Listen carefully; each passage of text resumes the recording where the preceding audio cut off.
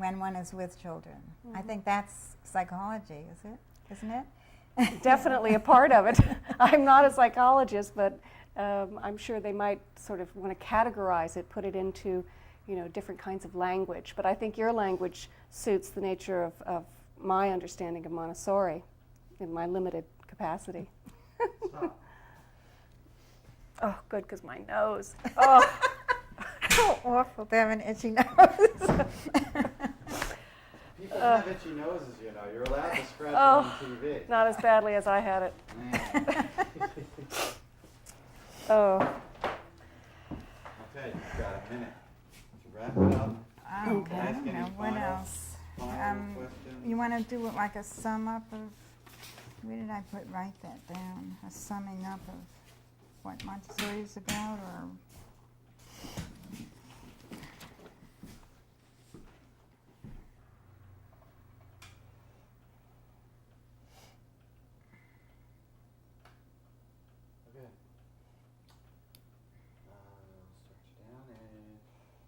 Victor, you gonna watch the clock for me? Yep. I'll stay back here. Okay.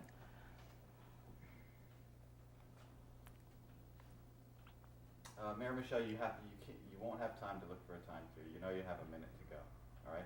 If you go over, you go over, but not more than 30 seconds. Otherwise, you'll get me going like this. Okay. So if you're more than 30 seconds over, you'll get that. Okay. Okay. Because you can't look at Victor. You gotta let it cross. Okay, ready? And smiles now. 5, 4, yeah, we were doing really good there. 5, 4, 3, 2, 1. I wanted to ask you exactly how long you've been here in Katona. Well, I've been teaching for about 26 years, and I hope to keep going because this way of teaching is so alive. And it never gets boring because one doesn't repeat things over and over again. Each group of children is new, and there's always something new that I can learn from the children. Oh, that's wonderful. Have any of them come back and seen you? Well, sometimes I have children come back years later, and I'm looking up at them. That must be fun. And also we get a little brothers and sisters, of children that we've had previous years. Oh, well, this has been wonderful. I've really enjoyed our conversation here today, and thank you so much for taking the time. It was nice to meet you. I'm Mary Michelle. This is Taking Time. Thanks for watching. Very nice. Thank you very much. Great. Let's turn the air conditioner on. Yes. Wait. Pull those lights. We can't turn the AC on until we get these lights out. I'll blow all the fuses, right?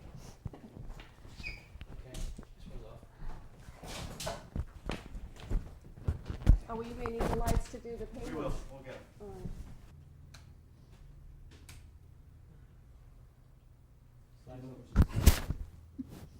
This is just, I think, a reaction shot. Right. So it's like What does splice that me in as I'm listening to you talk. So Oh. it gives a little variety to the visual. Right. But you're not allowed to be talking, Mary Michelle. Because I talk. Oh, sorry. See, now you have the most captive audience you've ever had. Because Mary Michelle's not allowed to talk. She can only look at you and listen to every word that you say. So you could, you really could, really captivate her now. Walter, stop it.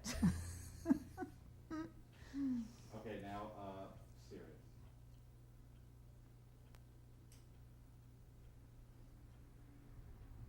All right, don't nod. She might not be saying something you agree with. Mary Michelle, you never agree with anybody. No. No way, you're nuts. Okay, all you have to do is look at her just for a minute.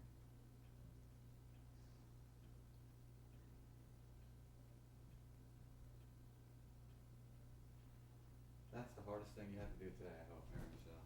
Oh, For the rest of the day.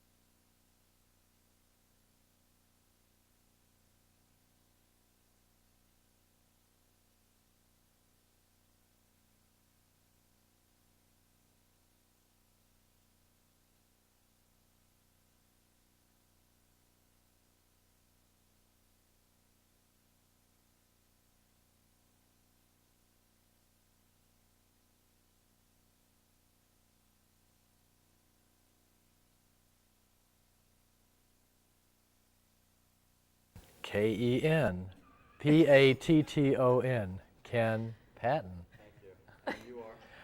Mary Michelle. No. What do you do? What do I do? Yes, what would you like it to say underneath your name when we write down? Managing, what did I say I was? Managing producer. Managing producer, Yorktown Performing Arts Theater. Very good. Thank you. You're welcome. Mary Michelle, your turn. I'm Mary Michelle for VIP. This is Taking Time, M-A-R. M-A-R-Y, also known as Moo. You didn't know that, did you?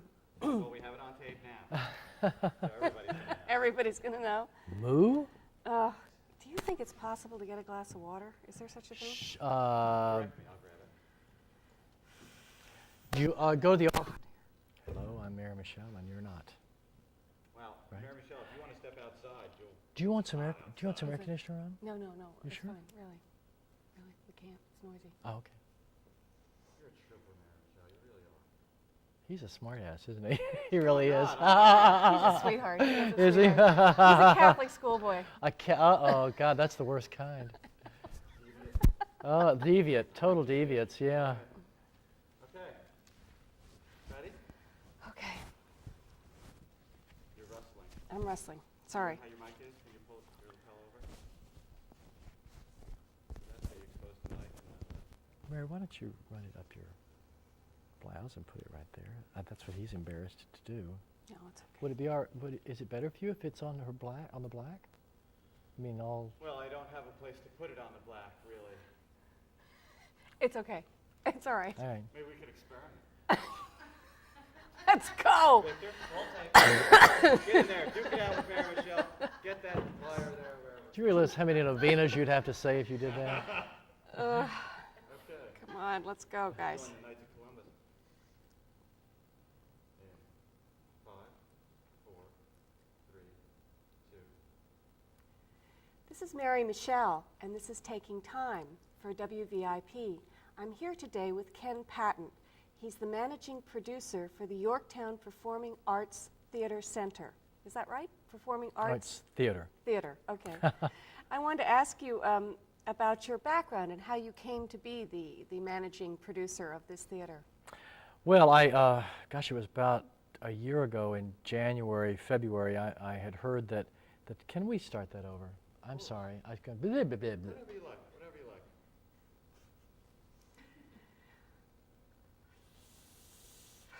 Where do I just start? No, Oh, I'm sorry. don't worry, it's okay. When I mess up, then you have to wait. Oh. Oh, okay. In 5, 4, 3, 2. This is Mary Michelle for WVIP, and this is Taking Time. I'm here today with Ken Patton. He's the managing producer of the Yorktown Performing Theater. And I wanted to ask you a little bit how it was that you became, because you're recently the head of the theater, the managing producer, are you not? Yes, I took over the theater in May of '95. And I started the process, I think, in February of '95. I had heard that the town was looking for someone to take over the theater, and they solicited bids from whomever wanted to come and make presentations. So I initially did a 17-page proposal to the town board outlining what I would like to see the theater become. Then I had a follow-up interview, and I think I did another 9-page follow-up proposal for. I mean, I was really Going on and on. cranking out the numbers Yeah. because I think that this theater has a tremendous potential, and fortunately, the town board agreed with my thinking and my philosophy, and so I was brought on board, and I signed the contract, I think, in May of '95. And what is your background? You were a child actor, as I understand. Oh, I started at the age of 7, dancing in nightclubs as a dancer, singer. I worked with a band. We did tours throughout the Southwest, down into Mexico. And I did that until I was about 16. Were these Broadway-type musical numbers? Or? Well, they were nightclubs. They were Yeah. nightclubs. And they were usually production numbers. They had, there were chorus girls. I mean, there was a whole 9 yards. It was a very unusual childhood. So you grew up with the smell of the grease paint? and the- Absolutely, absolutely. yeah. I was going to school every day and working in the nightclubs at night. And somehow mixed in that, I was a Cub Scout and a Boy Scout. It seemed like seems like when you're young, you can go and go and do and do, and as long as something has your interest, you keep going. And so like I said, I went full time to school and participated in the regular sports that little boys and little girls did, and then at night I just went to the nightclub and performed. You know, That's it just seemed like. amazing. But of course, that's what you're doing here now, too. Well, now we're putting in, I think usually I get here between 8 and 8:30 in the morning and leave around 11 o'clock at night. And when we're in production, I'm usually here maybe later, 12 or 1 o'clock. We've also, one night, my family, the whole family came with bedrolls, and we spent the night here in the theater because we had to work on some lighting for one of the shows that was coming up, and it had to be done. So fortunately, I have great kids that chipped right in, and they came over with their backpacks and bedrolls, and we rolled them out in the lobby, and about 2 or 3 o'clock in the morning, we all went to bed. That's great. So yeah, it was a fun wonderful. thing. It was a fun adventure, I think, for the whole family. So we do whatever hours are needed to keep the theater going, and unfortunately, it takes a lot of hours. Now, the theater before was a part of the Yorktown local town. It was the local town was involved with the theater. Right. I'm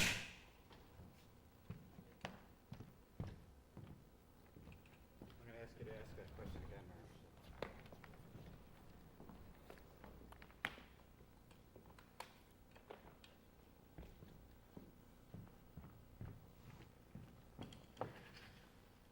Anytime.